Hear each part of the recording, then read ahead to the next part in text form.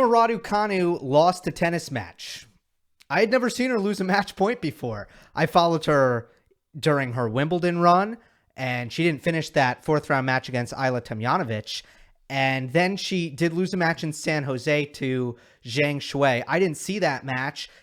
Goes through, tears through the U.S. Open, wins the title as a qualifier, the first ever to do that without dropping a set.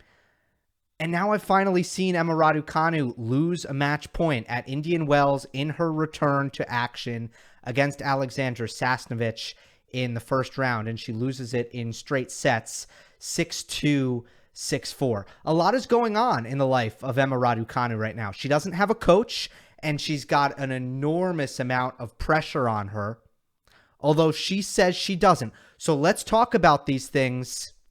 But first, let's thank the sponsor of today's video, Rally Tennis. Rally Tennis is a new mobile app that makes it easy to play tennis in your area, whether you want to compete or just train. Creating an account is free. Head over to rallytennis.com or search for Rally Tennis in the App Store. And if you sign up and use me as the referrer, you'll also get $10 towards your account. Emma Raducanu spoke some interesting words in her press conference before the event. She said about winning the U.S. Open, quote, "It hasn't really sunk in, and I don't know if it ever will, but I feel like now, instead of feeling like I've got a lot of pressure, I feel like free, like loose, because you play tennis to win a Grand Slam, and I just won a Grand Slam, so now it's just a bonus." I love that she said that. So don't construe anything I'm about to say as Emma shouldn't have said that, because that would be the ideal world, wouldn't it? That's what you want. The best shots you'll ever hit in your career, probably in practice. If not in practice, you're probably either up 6-love, 5-love, or you're down 6-love, 5-love. The point is, normally you're not playing your best tennis when you're feeling stressed, when you're feeling anxious, when you're feeling pressure. That's just how it is. So of course Emma is going to try to speak this into existence. There's less pressure on me now that I am a burgeoning global superstar, now that I am a top 20 player, now that I am a Grand Slam champion. But the reality is, and it's funny because I just talked about this in my review of the new Marty Fish Netflix documentary. Check that video out if you haven't. The success comes with weight of expectation. You have success. Now you're expected to continue to have success. Now you're expected to win matches. Let's face it, as a qualifier, especially a teenage qualifier, you're not expected to win. The only match that Emma was expected to win was, according to the odds, so to speak, in a big way, was in the final against Leylah Fernandez. But who knows if Emma even knew that she was the favorite in that match. She might have not even known that. She probably felt 50-50 there. A lot of pressure there. Emma handled the pressure extremely well. But now, you're swept into that moment, and what all of the players say, what Angelique Kerber said, what so many former players who I got to talk to at the U.S. Open being on site and working, was that you have this youthful ignorance, and it really helps to handle the pressure when you're super young. You've never been there before. Everything is new, and you're almost in a fever dream, so to speak. So that's what Emma was. Now it's completely different. And as much as great as it is that she tried to speak that into existence, the idea that she has less pressure, she would be the first ever, I think, to achieve that mentality. I don't think it's been done. I don't think it's humanly possible. I don't think anyone has ever been able to go through a career and just play loose because they won a major. Just play loose. It's probably never happened, and I don't think it's possible. And that is why success at the top and staying on the top is obviously so difficult. And that is why what will define Emma's career will be, first of all, dealing with off the court, on the court, all that stuff. But specifically on the court, to be a great tennis player and I'm not saying this match against Sasnovich has any bearing on Emma's ability to do this in the future, but to be a great tennis player, you learn to play with the pressure, you learn to play with the stress, and still play good tennis. That's what it takes. That's what you do. You don't become great because you never feel nerves. You become great because you learn how to deal with them. All right. Let's talk about the coaching situation, and then I'll get into kind of technically what I saw with the Sasnovich match. I do want to talk about a little bit of the technical side of why she may have lost. But let's talk about the coaching situation. She currently is without a coach, and I've seen her criticized in certain circles for parting ways with the coach that oversaw her run at the U.S. Open. Andrew Richardson, former British player, has had some coaching experience, actually coached Emma for a bit during childhood, so they have a really great relationship. And Andrew Richardson signed a short-term deal to coach Emma during the North American hardcourt swing. He did that. Emma had great success. Emma won the U.S. Open, but Emma dumped him. And she has been criticized for that decision in certain circles. I defend her here because she explained herself very, very clearly. She said, I need someone with a lot of professional tour experience. And she's right. She's right. I don't think Andrew Richardson should be her coach. And I am the first guy to say you don't need to be a great player. And I would be hypocritical if I didn't have this opinion. You don't need to be a great player who plays at a high level, at the tour level, to be unbelievably insightful tactically, unbelievably insightful technically, and to be a coaching mastermind. I don't think you need to play at all to be that guy. No, you have to play on some level, I would think. But I don't think you need to be great.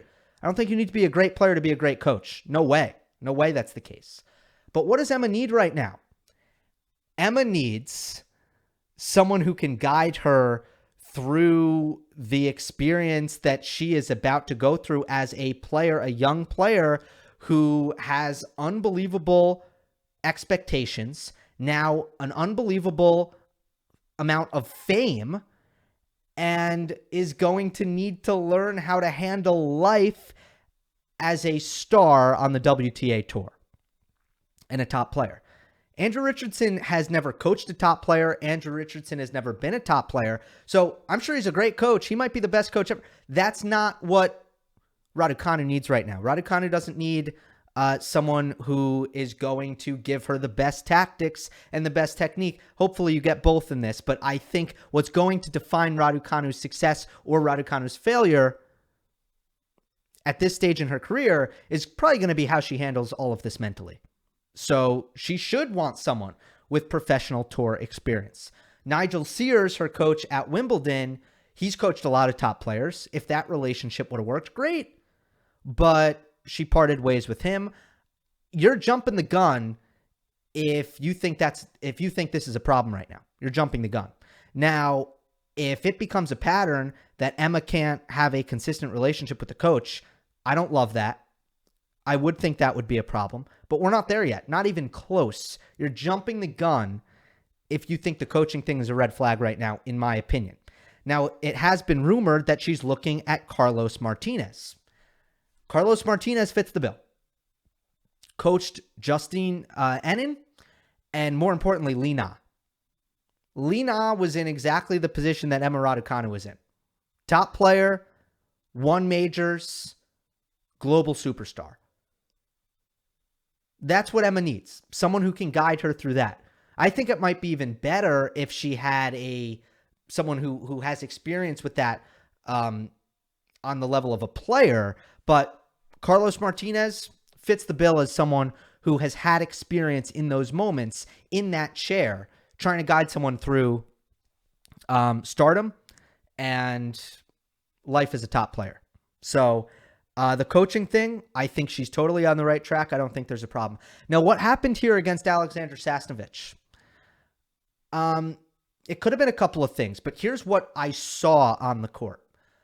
The first thing, And the main thing that I think did her in is there just wasn't any defense there in this match. And anytime she was on the run, anytime she was in the corners, Sasnovich was able to get errors out of that. Anytime Raducanu was in an uncomfortable position, she wasn't really extending rallies. And she was looking a little bit tired, and she was bailing out of rallies early.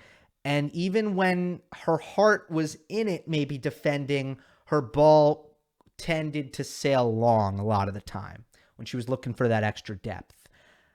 What could have been the reason for this? Maybe it was the conditions. Emma is an offensive player. She hugs the baseline. She redirects on her ground strokes. She has a big first serve. She's aggressive on the return. She wants to feel like, and she has felt, the only time I've really watched her at Wimbledon and at the US Open, her offense has been incredibly effective and she's been able to shorten points. So did she feel like these conditions are super slow, my offensive arsenal isn't working, and I need to try to do more, did she get frustrated with her ball not penetrating through the court as easily, and she overpressed because of that? Maybe that led to more errors. Did she come in with less than 100% fitness? Maybe. I thought she was breathing a little bit heavy, and that would be understandable. What was this training block like, this last training block post-US Open? Well, I know she didn't play for 10 days after the US Open, just trying to get back to Great Britain. I know she took some time to soak things in. She did things like go to the Met Gala. It took her some time to get back on the court, about 10 days. What was this last training block like? I don't know. So maybe there was less than 100% fitness. That would explain the bailing out. That would explain the impatience. But ultimately, the way this affected the match was in the second serve points. WTA tennis, a lot about obviously players attacking the second serve. Most players winning under 50% of their second serves, defending behind their second serves. And I felt like a couple things were going on here. One, Sasnovich was able to be aggressive off the second serve return. Raducanu wasn't willing to put in the work to get back into those points. Defending behind that serve, having to neutralize maybe one or two shots, then having to trade maybe another one or two shots, and slowly working her way into offensive positions. She just mentally, physically, whatever it was, the consistency, maybe the timing and the footwork, simple stuff like that, it was not good enough for her to work back into those points. So she ended up winning a very, very low percentage of her second serve points. It was 24%, 5 for 21. Now on the Sasnovich side, Sasnovich would be, she'd have a much higher ranking if her serve was better. Sasnovich is the world number 100. Sasnovich is a great ball striker with really good endurance, and she's relatively quick. She's not great defensively, but she's relatively quick around the court, but a really pure ball striker. Her backhand is absolutely awesome, especially cross court. But Sasnovich does not have a good serve. It's very exploitable. And for some reason, Raducanu just did not have the timing on her aggressive returns. Missed way too many of them, especially on the backhand. Sasnovich would kick it to the Raducanu backhand. It's not a strong kick serve, but Emma was not able to time that well enough, and she wasn't effective enough taking advantage of that Sasnovich serve, which is, you have to do that in order to beat her. You really have to punish that second serve. Emma's great at that. She normally is great at that, and it just wasn't there. So overall, it looked like a bit of a nervous, tired, a little bit of a sluggish performance from Emma. And I think most people watching her would agree that joy was kind of missing from her face and from her body language. She looked stressed. She looked stressed, and that's not what she looked like when she was ripping through that US Open draw. She did look loose. I'm going to use the word that she used. She did look loose. She looked like free-flowing. She looked like she was enjoying every moment of it. She didn't look to be having a lot of fun out there. Now, maybe that was just because she was losing. Maybe that was because her timing was off, or that she wasn't used to the conditions, or that she wasn't in 100% fitness, or she felt like the court was too slow and she couldn't quite figure it out. All those things could have been happening, but she looked tense. She looked stressed. And I think it's going to take some time for her to get used to that stress, because I think she's going to feel that.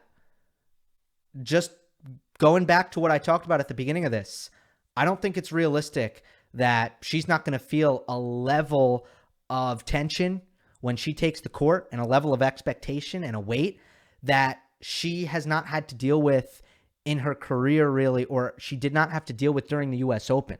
Now, she's used to the attention. She felt that at Wimbledon in the fourth round. And before that, packed center court. And when things didn't go well, she felt the stress in that match against Tomljanovic. She's going to feel this over and over again. It's going to be a matter of how she handles it, because she's going to feel it. But the fact that she loses here to Sasnovich, man, that's almost to be expected, a roadblock like that.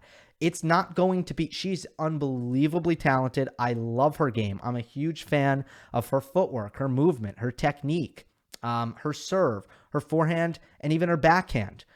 Her timing is great. So much in her favor. Her mentality is really good as well. But everyone is human. Nobody's going to break out, win their first slam, become a global superstar, take the court, and totally be fine, like they're not needing an adjustment period to get used to the expectation and the pressure. No surprise there. So let's see what she does. New coach, starting to get used to the stress, starting to get used to that new role that she has as a superstar. And I have no doubt, now I won't take it for granted that it's hard, but I really think that she can do it. Hope you enjoyed. Don't forget to subscribe. I'll see you next time.